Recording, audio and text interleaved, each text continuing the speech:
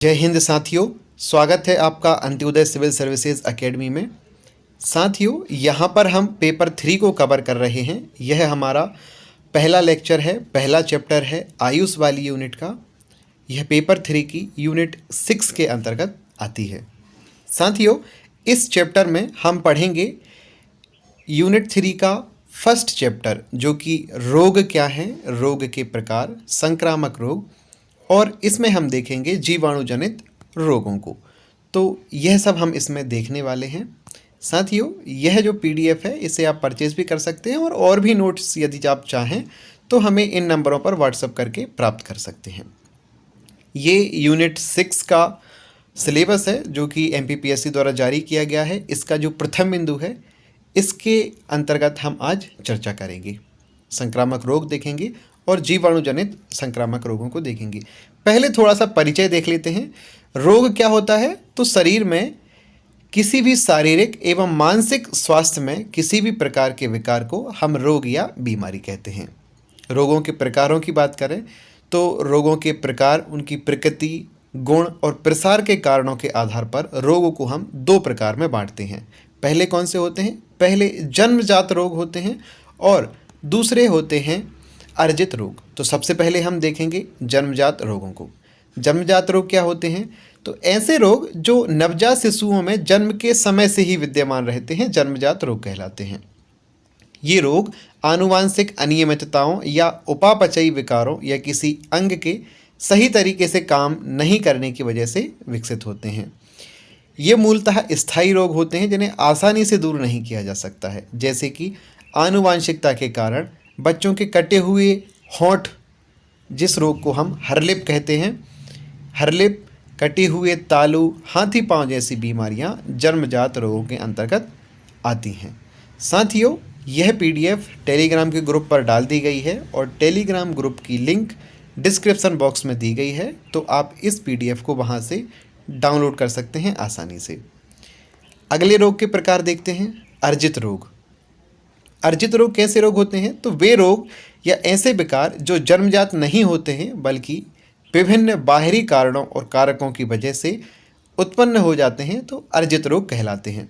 इन्हें भी 2 वर्गों में बांटा जा सकता है, जैसे कि संक्रामक रोग और असंक्रामक रोग। अब हम देखेंगे संक्रामक रोगों को। तो संक्रामक रोग की परिभाषा क्या है? तो साथियों, ऐसे रोग जो एक जीव से दूसरे जीव में किसी प्रत्यक्ष या अप्रत्यक्ष संपर्क माध्यम से फैलते हैं, संक्रामक रोग कहलाते हैं। ऐसे रोग जिनकी रोग कारक जीवाणु का संचरण वायु, जल, भोजन, कीट तथा अन्य शारीरिक संपर्क के माध्यम से एक व्यक्ति में दूसरे व्यक्ति में होता है, एक व्यक्ति से दूसरे व्यक्ति में होता है, संचरणीय या संक्रामक रोग कहलाते हैं। साथियों, ये रोग सूक्ष्म जीवों के कारण होते हैं। सूक्ष्म जीव कोई सा भी हो सकता है, जैसे कि वायरस हो गया, बैक्टीरिया हो गया, प्रोटोजोआ हो गया, फंगस हो गया आदि। ये संक्रामक रोगों के कारक होते हैं। तो यहाँ पर हमने देखा संक्रामक रोगों को। अब हम चर्चा करेंगे संक्रामक रोगों के कारकों के आधार पर जो वर्गीकरण होता है, जैसे जीवाणु जनित रोग, वायरस जनित रोग, कवक जनित रोग, प्रोटोजोआ आदि जनित रोग। तो इन रोगों का अब हम एक एक करके वर्गीकरण देखेंगे। आज यहाँ पर हम जीवाणु जनित रोगों के वर्गीकरण को देखने जा रहे हैं। तो साथियों, जीवाणु जनित रोग क्या होते हैं? ऐसे रोग जो जीवाणुओं के कारण उत्पन्न होते हैं, जीवाणु जनित रोग कहलाते हैं।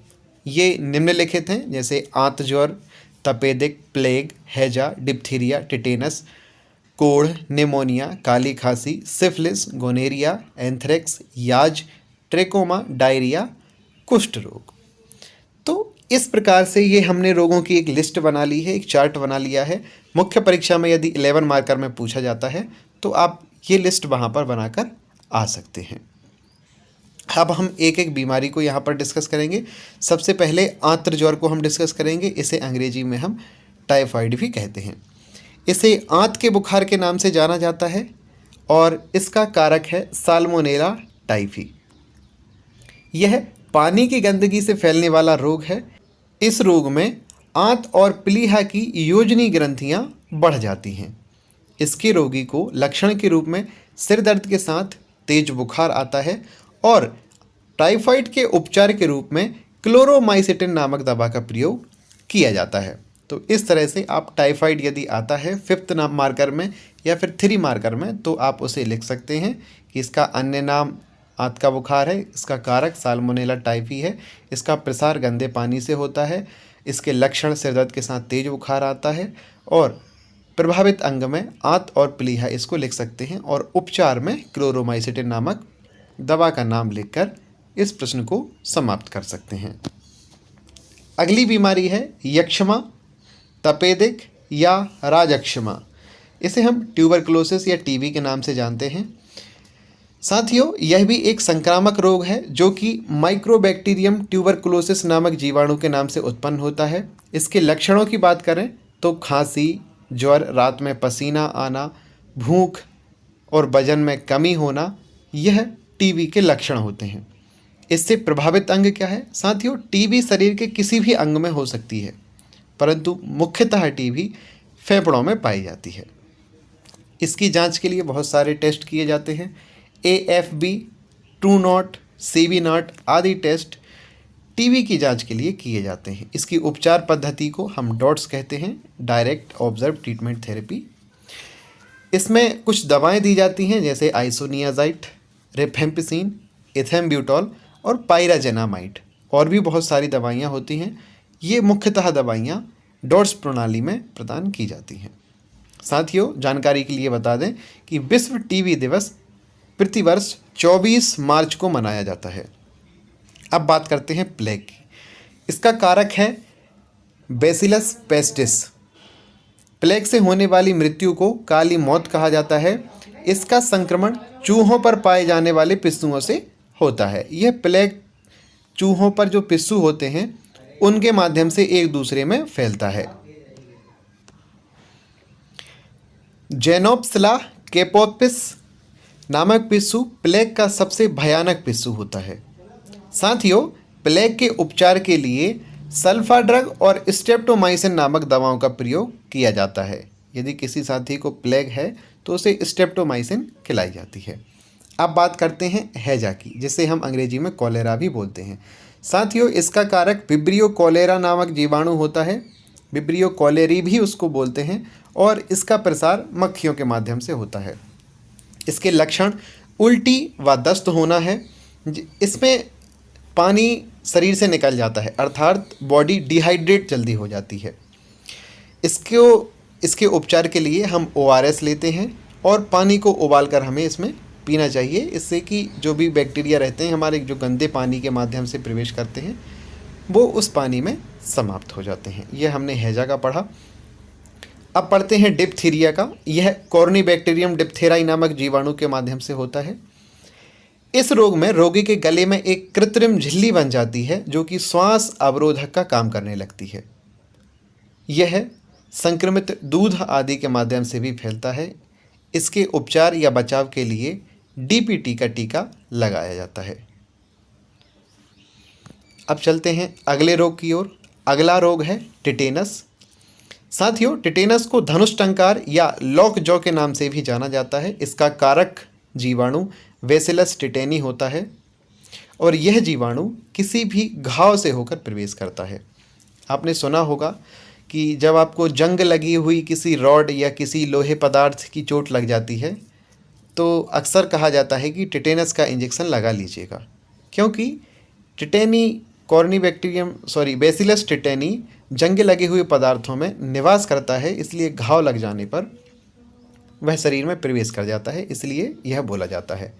अगले रोग की बात करते हैं। यह है कोढ़ या कुष्ठ, जिसे बोलते हैं लेप्रोसी के नाम से हम इसे जानते हैं। माइक्रोबैक्टीरियम लेप्री नामक जीवाणु से यह होता है और इसमें ऊतकों का अपक्षय होने लगता है, शरीर पर चकत्ते बनने लगते हैं और तंत्रिका तंत्र प्रभावित होता है। इसकी रोकथाम के लिए MDT दवाओं का प्रयोग किया जाता है। अब बात करते हैं अगले रोग की। यह है निमोनिया। साथियों, निमोनिया रोग डिप्लोकोकस न्यूमोनी नामक जीवाणु से होता है। इसमें फेफड़ों में सूजन आ जाती है और रोगी को श्वास लेने में तकलीफ होती है। निमोनिया रोग में रोगी को इसके लक्षण हैं रोगी को तेज बुखार आना और उसे ठंड लगना। यह निमोनिया के लक्षण हैं। अगले रोग की बात करते हैं। अगला रोग है काली खांसी, या इसे हम वफिंग कफ भी बोलते हैं। साथियों, काली खांसी मुख्यतः बच्चों का रोग होता है और इसका प्रसार दूषित हवा के माध्यम से होता है। इसका कारक हीमोफिलस पर्ट्यूसिस नामक जीवाणु होता है और इस रोग से बचाव के लिए हम डीपीटी का टीका लगाते हैं। डिप्थीरिया, पर्ट्यूसिस और टिटेनस, यह 3 बीमारियों को रोकने वाला टीका होता है। अगले 2 रोग हैं सिफिलिस और गोनेरिया। सिफिलिस की बात करते हैं तो इसका कारक है ट्रेपोनोमा पैलिडम। इसके रोगी के साथ इसमें क्या होता है, यदि कोई रोगी सिफिलिस रोग से पीड़ित है तो उसके साथ यदि कोई अन्य व्यक्ति संभोग करता है तो यह रोग उसमें भी प्रसारित हो जाता है। इसके उपचार के लिए पेनिसिलिन दवा ली जाती है। अब बात करते हैं गोनेरिया की। तो यह रोग नेसेरिया गोनेराई के नामक जीवाणु से होता है और यह इसका प्रसार भी संक्रमित व्यक्ति के साथ संभोग करने से होता है। साथियों, गोनेरिया ऐसा रोग है जिसके प्रभाव से स्त्रियां बांझ भी हो जाती हैं। यह गोनेरिया के बारे में हमने देखा। अब हम देखेंगे एंथ्रेक्स बीमारी के बारे में। एंथ्रेक्स बीमारी का कारक है बेसिलस एंथ्रेक्स नामक जीवाणु। लक्षण की बात करें तो इसमें बुखार आना, शरीर में थकान होना, सूखी खांसी चलना और बेचैनी बने रहना एंथ्रेक्स रोग के उदाहरण हैं, कारक हैं। अब हम बात करते हैं एंथ्रेक्स रोग के उपचार की। तो साथियों, इसका उपचार करने के लिए एलिसा नामक टेस्ट किया जाता है। साथियों, एलिसा टेस्ट एड्स के टेस्ट में भी किया जाता है और एंथ्रेक्स रोग के लिए भी एलिसा टेस्ट किया जाता है।